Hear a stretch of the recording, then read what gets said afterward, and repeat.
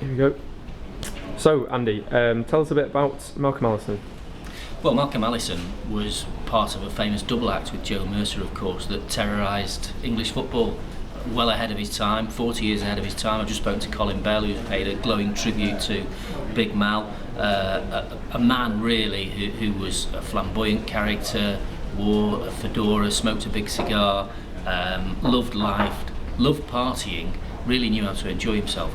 But behind that mask, which he didn't really conceal too much, was a hell of a football tactician, a strategist who was well ahead of his time, who knew the game inside out, came up with all these innovative coaching methods that a lot of clubs employ today, and put Manchester City right at the top of the tree in terms of English football. And Manchester City fans will be eternally grateful for that, because clubs don't like looking back. They prefer to look ahead, and hopefully Manchester City will get back to the glory days and win more trophies.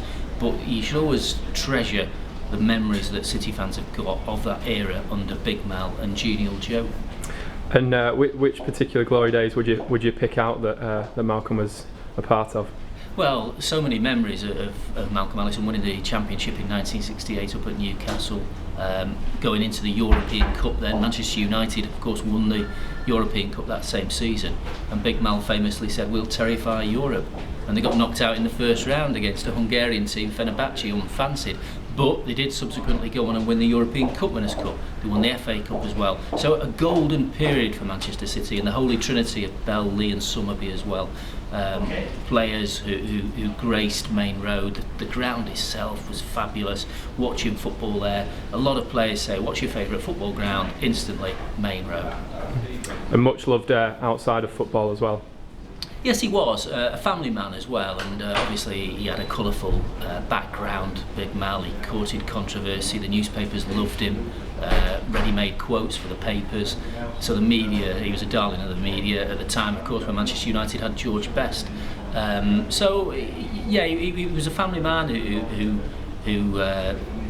knew. Everybody knew what he was about. He didn't try and hide anything, Big Mal. I mean, there was one story. I've just actually written a book about Manchester City, and one anecdote which perhaps I could share with you about when he turned up at Old Trafford, went up to the Stretford end, was getting abuse off the United fans, which was the case in those days, as it is now. But City were the top dogs in Manchester then. United were on the slide after winning the European Cup quite rapidly, and Big Mal went and put four fingers up in front of the Stretford end. Obviously he got an awful lot of stick from the United fans that day, but then City went on and scored 4 goals, so he was just telling them in advance that they were going to score 4 goals, and sure enough, City scored 4 goals that day. So terrific memories, terrific banter. Football perhaps was a bit more fun than it is these days. It's more serious, more money orientated, but Big Mal's got his place in Manchester footballing folklore. Yeah, and be sadly missed.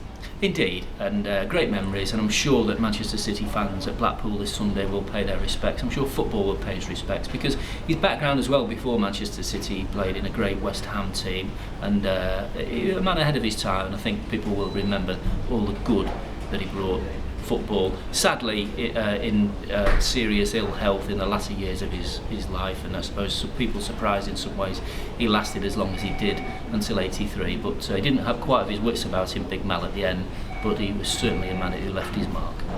Brilliant, thank you very much.